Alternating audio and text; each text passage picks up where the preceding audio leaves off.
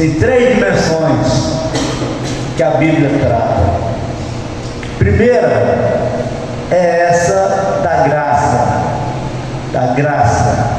A graça é tudo que se fala a respeito da graça. Deus é bom, Deus é maravilhoso, Jesus morreu na cruz, Jesus pagou o preço pelos nossos pecados, Jesus tem todo o interesse de produzir salvação. Tudo isso que esse pessoal das igrejas de preto fala é verdade. É a pura verdade, mas é uma dimensão. O que Deus é, o que Deus fala e o que Deus faz. É desse jeitinho.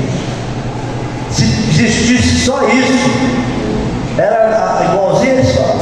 Você não precisa de obedecer, você não precisa de sacrificar, você não precisa de se arrepender, você não precisa de orar, porque Deus conhece o seu coração, conhece os seus pensamentos, Deus conhece a sua necessidade. Você não precisa de congregar, porque Deus está em todo lugar, Ele é onipresente, onisciente, onipotente. Você não precisa de ajudar a nada. A fé e a graça é a única coisa que precisa ser para a salvação. Não é assim a pregação do Evangelho da Graça? É um lado da questão, mas além desse tem mais 2. Tem o lado do diabo. O lado do diabo existe, é uma das dimensões. Marcelino, do jeito que a Bíblia apresenta Deus, ela apresenta o diabo, as obras do diabo. Resistir ao diabo e ele fugirá de vós. Rapaz, se fosse só lidando com Deus, era a melhor coisa do mundo. Mas você tem que lidar com Deus e tem que lidar com o diabo. No mundo espiritual é assim. É Deus te dando, o diabo te tomando. É Deus te ensinando, o diabo querendo embaraçar a sua mente. É a sua carne querendo se satisfazer com as coisas desse mundo, e é o seu espírito lutando contra a carne, e é a sua carne lutando contra o espírito. Não tem como você sair dessa situação enquanto você for um ser humano. Então o que Deus faz, Ele faz, está feito, é problema dele. Ele se apresentou. A gente tem condição de entender quem é Deus, de entender o amor de Deus. Isso veio com o Evangelho, isso veio com Jesus, isso opera através da igreja, através do Espírito Santo. O amor de Deus opera através da igreja. O Espírito Santo, ele dirige, ele consola, ele ensina, ele alegra, ele anima, ele é tudo isso. Agora, o diabo também é. Para tudo que Deus é, o diabo tem um contraponto. Por exemplo, Jesus falou do Espírito Santo: eis que te enviarei um Consolador, e ele não vos deixará órfão, mas ele vos convencerá do pecado, e ele vos guiará, e ele vos fará lembrar de tudo que eu disse. Né? Maravilhoso, né? Você desfruta de tudo que o Espírito Santo tem para oferecer? Será que você já conseguiu desfrutar? Porque o diabo também trouxe o Espírito dele. Porque o diabo se transforma em anjo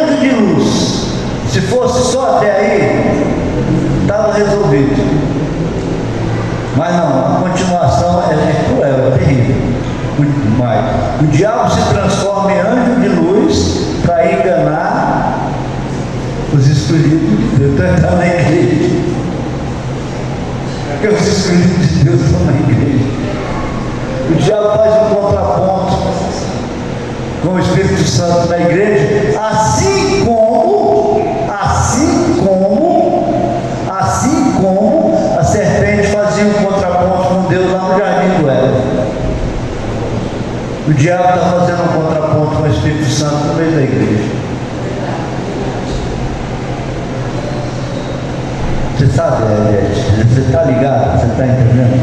Porque se fosse só o Espírito Santo dirigindo, era a melhor coisa do mundo. Mas não é. Tem o anjo de luz que se disfarça de Deus para enganar os escolhidos. Fala bem baixinho aqui. E ele está no meio da igreja também. Quem já foi objeto de uma profecia falsa? Que a irmã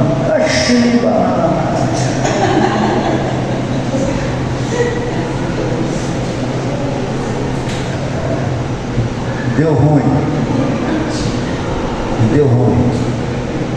Acontece, meu irmão. O diabo está disfarçado de anjo de luz para enganar os escolhidos de Deus. Não é só o Espírito Santo, não. A Bíblia fala assim, ó, a nossa luta não é contra a carne nem contra o sangue, mas é contra os principados e as potestades, os príncipes e os poderes das trevas que habitam as regiões celestiais.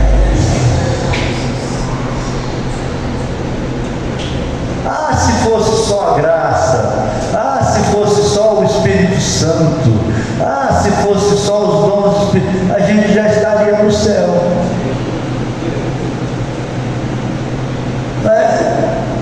Tem o outro lado, o diabo está para enganar os escolhidos de Deus. Você pega ali aquele livro do Apocalipse, as cartas às 7 igrejas, que você vai ver. E só tem 2 igrejas que tem salvação. É Filadélfia e Esmirna. As outras só tem restrição. Só tem juízo. Essa da igreja desse tempo agora, que é a Laodiceia, Jesus fala grotescamente, duramente para essa igreja desse tempo. Porque você não é quente nem fria, você é morno, eu vou te vomitar, porque eu tenho nojo. O que eu posso fazer? Eu leio a Bíblia. E eu estou dizendo para vocês a pura verdade. A graça é a coisa mais maravilhosa do mundo, mas ela não está sozinha. Você tem que conhecer a graça de Deus, o Evangelho da graça. Você tem que viver na graça de Deus. Mas você tem que saber que o diabo está operando. Através do que uma pessoa fala, ele pode deduzir o que a pessoa está pensando. Não depende só da graça, não é só a fé. Você tem que ter fé naquilo que Jesus Cristo ensina. E o que é que Jesus Cristo ensina? Jesus Cristo ensina que a graça, representada pelo Espírito Santo, certo? Ela opera no homem, para que o homem tenha consciência do pecado.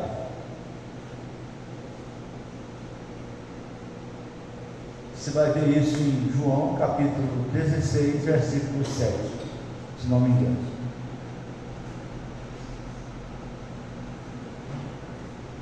A graça, porque quando você sai da dimensão do Espírito e você passa pela dimensão dos demônios, aí você entra na dimensão dos homens. Ainda tem uma outra dimensão, que é a dimensão da humanidade, que é essa que nós estamos operando. A coisa sai de lá redondinha. Quando ela passa no mundo das trevas, ela já fica mais oval. Quando ela chega na terra, ela está quadrada. E aí o homem tem que dominar a bola, matar no peito, botar no chão e ver o que ele faz. Porque a vontade de Deus é perfeita, mas o homem não dá conta nem de entender a vontade de Deus, quanto mais de fazer.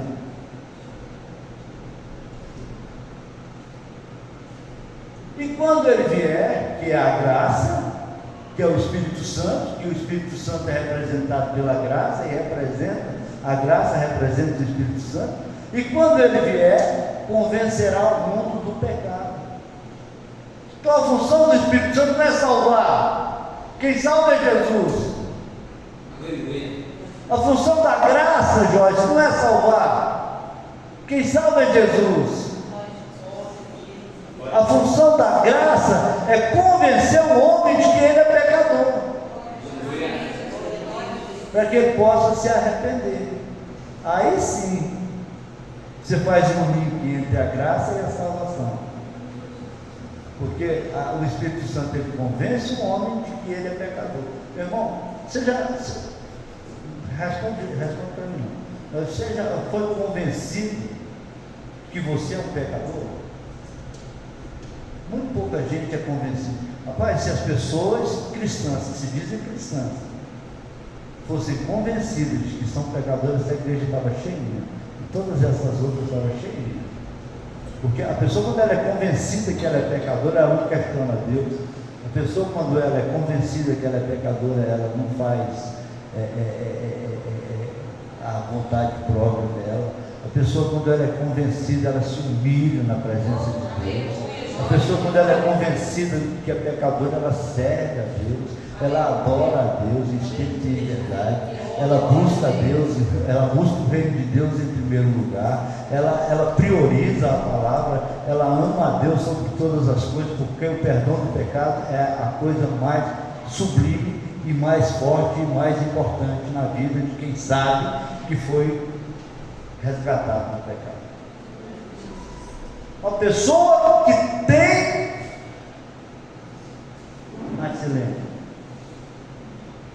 consciência, que foi convencido do pecado, ela ama a igreja, porque a igreja é a única maneira de se livrar do pecado.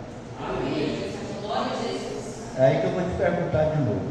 Avalia, você vai demorar 1 ano para chegar à conclusão. Será que você deixou o Espírito Santo te convencer da sua condição de pecador? Sua condição de pecador? O pecador, ele não pede nada para Deus, Joyce. Sabe por quê? Porque a única coisa que o pecador faz é agradecer a Deus quando está no inferno, por não ir para o inferno. Se a pessoa foi convencida do pecado, o sentimento é esse. Na época da igreja primitiva, a igreja primitiva ela era convencida pelo pecado. Tanto é que eles morriam, a pessoa falava, não, se você negar Jesus, você não vai morrer. A pessoa, não, me mata. Nego não. Vou não, quero não, faço não.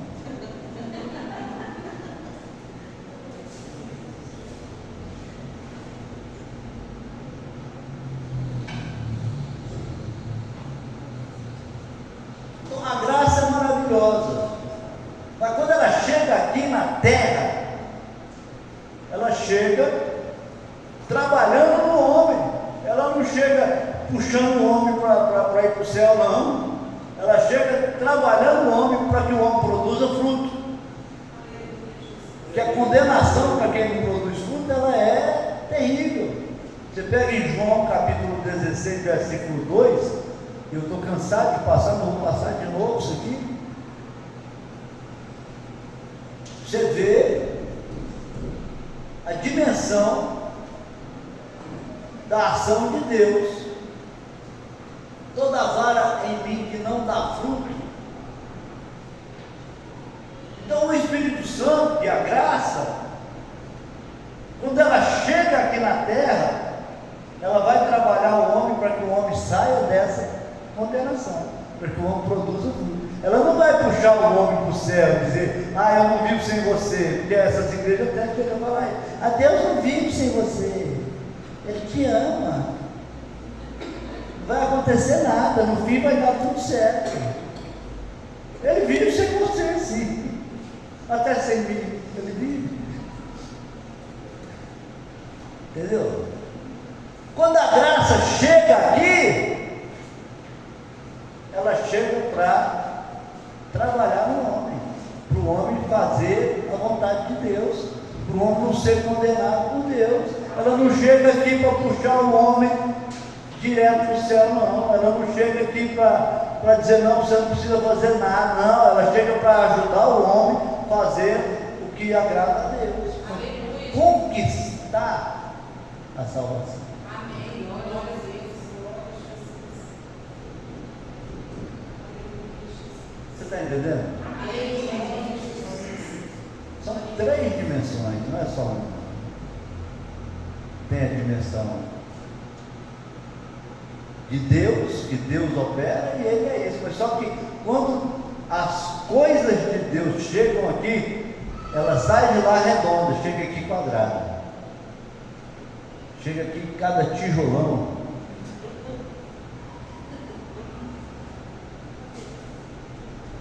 Não adianta a gente querer pensar que vai estar aqui na terra e viver aqui na terra como se fosse anjo.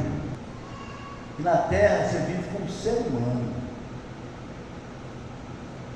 Você vive como ser humano. Quanto mais você resistir ao pecado, quanto mais você se humilhar na presença de Deus, mais você vai agradar a Deus e mais você vai obter de Deus. Você entendeu?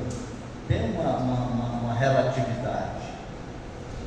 São 3 dimensões. Eu quero deixar essa palavra com vocês aqui nessa noite. Eu sei disso. E eu trabalho essas 3 dimensões. Trabalho na minha vida, trabalho na minha casa, trabalho na igreja, na vida de vocês. Eu trabalho essas 3 dimensões. Eu quero que vocês conheçam a graça de Deus. Eu quero que vocês conheçam a ação do diabo. Tenham discernimento para conhecer o anjo de luz, a igreja paralela e a operação do erro. A igreja paralela. Tudo que Deus faz, o diabo faz um contraponto. Tem a igreja de Jesus, e ela está aí. Agora tem a igreja paralela, que o anjo de luz opera a operação do erro. Tudo isso você vai encontrar na Bíblia. Os falsos profetas, eles estão na igreja paralela. Os loucos vestidos de cordeiro, eles estão na igreja paralela. E você acha que a igreja paralela é feia? Olha a descrição dela na igreja, nas 7 igrejas do Apocalipse, no capítulo 3, na parte que trata da igreja de Laodiceia. Você vai ver a descrição, o perfil dessa igreja, é a coisa mais linda, certo? Tu dizes no teu coração, eu sou rica, eu tenho tudo, nada me falta.